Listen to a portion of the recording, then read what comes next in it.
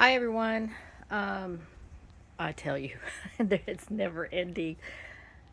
But it's got to be done with these older Roadtreks. And this is a 1999 Roadtrek 200 Versatile.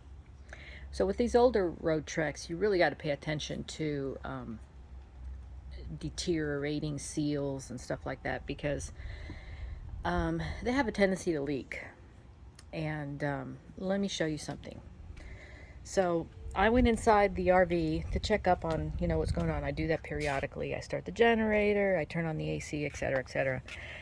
And I stepped in a portion of the inside where my foot got wet. I go, oh, what's going on here? Well, lo and behold, this seam right here, even though it doesn't look it, but if you look closely, it had become separated. And this is like the perfect conduction of water infiltration. Just kind of rolls down, settles here, gets in there. And so it deteriorated the floorboard under here. And I have already replaced it. Well, I'm in the process of replacing it and sealing it and all that stuff. And you can tell where I cut it because that's the only way I can get it out. And I'll show you the tool that I use. Now, to bring those two pieces together, I already cut a piece that I'm going to put in between those and just screw it in. Okay. And this right here was full of water too. So, it is what it is. It's an older vehicle. You got to just go with the flow. And I painted it because I sealed the wood. So if it ever leaks again, nothing's going to happen to that wood. Anyways, let's go inside. And I don't mean to make you dizzy, but I want to show you what I did. Excuse my mess, but this is a work in progress here. So I want to show you the tool that I used to cut off that wood, and it made it so easy. Okay, so let's go inside.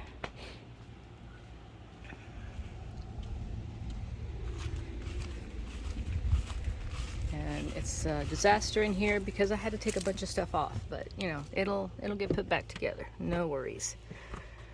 Okay, so here's my water heater right there. And here's the culprit. So the water leaked through here and then down onto the floor and pooled right there. Whoop, let me go down. Pooled right there, rotted the wood, and it collected down here. And this is where I got my foot wet. Okay, this is what it is. And the way that the RV is leaning, because it's leaning down like that, so the water just collected there. Anyway, so you have to take off a few things. I gotta clean this thing off. So this is a border there, and this is the little border that kind of folds there. And this electrical thing is to the light. So I have to drill a hole here going down into the basement and reconnect the light that gives you visibility in that area. So I'm going to wrap this with Reflectix tape, and then I'm just going to put a piece of rug, one matching this one. And so the way that this is angled, you see how it's, oh, sorry about my fingers. You see how it's angled? It goes this way. It's not perfectly straight. So you have to kind of cut the wood that way. And then put it all back together. Here's the edge piece that fits perfectly on here. Right there. And I'm going to put in new screws because those screws are corroded. So that's another indication that there's a lot of humidity in here or water intrusion is your screws are corroded. So I'm going to wrap this baby up and all will be good with the world. Yeah. It is what it is, guys. Just be patient. It's not only things that require attention when they get old. We do too. When we get old, we require attention too. So keep that in mind. Okay. So this is just a short video to let you know what's going on. And I'm going to wrap this up today and seal it up with caulking.